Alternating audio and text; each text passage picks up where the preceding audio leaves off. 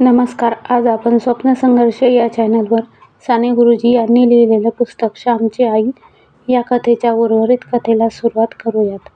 ते पावसाळ्याचे दिवस होते. कोकणातील पाऊस तो मुसळधार पाऊस होत होता. जिकडे तिकडे पाण्याचे लोट खळखळ वाहत होते.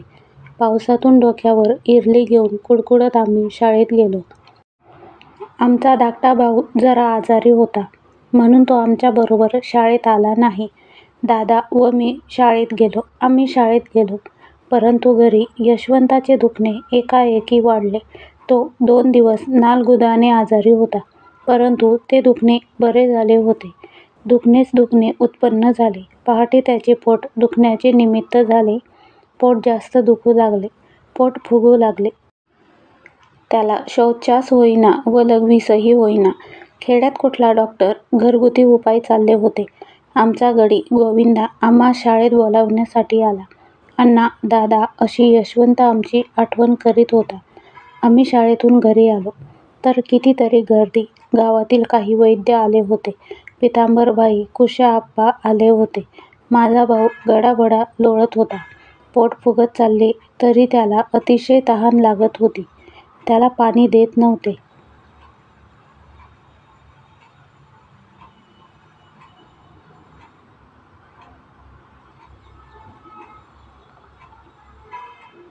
पाण्याच्या भांड्याकडे तो गडाबडा लोळत सुटे.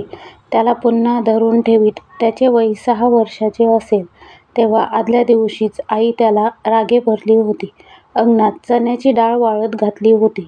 शेळी येऊन डाळ खाऊ लागली तर यशवंताने ती हाकलली.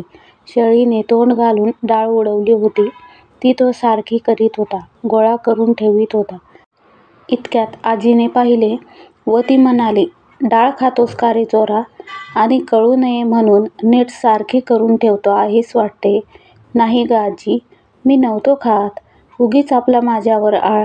रडकुंडीला येऊन यशवंता म्हणाला. घरात आई सांधे दुखण्याने त्यावेळेस आजारी होती. तिला चालता येत नसे. ती फार अशक्त झाली होती. खोलीत पडलेली असे. यशवंत आत आईजवळ गेला. तो आईही त्याला रागे भरली. "डाळ खात होतास का रे? कितीदा सांगितले वस्तूस हात लावू नये म्हणून." "आई, मी देवाशपथ नाही हो खाल्ली डाळ. का सारी जण मलाच बोलता?" असे म्हणत यशवंता बाहेर गेला व काळंब्याखाली रडत बसला. आदल्या दिवशीचा तो प्रकार. परंतु आता तरी यशवंता मरणाच्या दारी पडला होता. सत्याची परीक्षा मरणाच्या दरबारात होत असते. यशवंत निकाल मागण्यासाठी देवाकडे निघाला. इतके त्याच्या मनास ते लागले होते. यशवंत वाचणार नाही असे वाटले. 9च्या सुमारास तर जास्त झाले दुखणे. "आई, मला ठेवा," तो क्षीण आवाजात म्हणाला.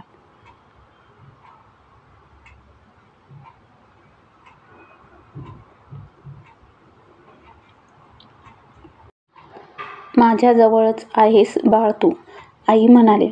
अशक्त व आजारी आईने मरणोन्मुख यशवंताचे डोके मांडीवर घेतले. तिच्या डोळ्यात पाणी आले होते. "आई, माझे डोके खाली ठेव.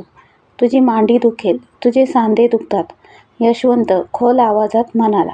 आईचे हृदय गहिवरले. "नाही हो बाळ, दुखत सांधे. मला काही होत नाही." मुलाच्या दुखण्यापुढे आईचे दुखणे टिकत नाही. मुलाला बरे करण्यासाठी आईच्या अंगात नसलेली शक्ती येते. "माझी मांडी नाही दुखत. तुलाच ही माझी मांडीची हाडे खुपत असतील." आई म्हणाली. आईकडे शेवटच्या प्रेमळ दृष्टीने बघत तिचा हातात हात घेऊन यशवंत म्हणाला, "आई, तू आपली माझ्याजवळ बस म्हणजे पुरे. तू जवळ असलीस म्हणजे झाले." यशवंताचा एक एक शब्द आईच्या व आम्हा सर्वांच्या हृदयास घरे पाडीत होता. आईला आदल्या दिवशीची आठवण आली. भरून आले तिचे डोळे. भरून आला ऊर. तिने एकदम त्या मरणोन्मुख बाळाचे चुंबन घेतले. त्या म्लान होणाऱ्या मुखकमलावर अश्रुसिंचन केले. ते पहा प्रेमळ डोळे यशवंताने उघडले व आईकडे परमभक्तीने व प्रेमाने त्याने पाहिले. त्यानंतर थोडा वेळ गेला व तो आमचा यशवंता राम राम म्हणत आम्हा सोडून गेला. आई नेहमी म्हणायची, यशवंत पुण्यात्मा होता म्हणून तो एकादशीच्या दिवशी देवाकडे गेला लहानपणी आम्ही आकाशाकडे पाहत असू व तो तारा यशवंताचा असेल असे एकमेकास दाखवून म्हणत असू. पुण्यात्म्याचे आकाशात तारे होतात असे वडील आम्हास सांगत. आम्हालाही ते खरे वाटे.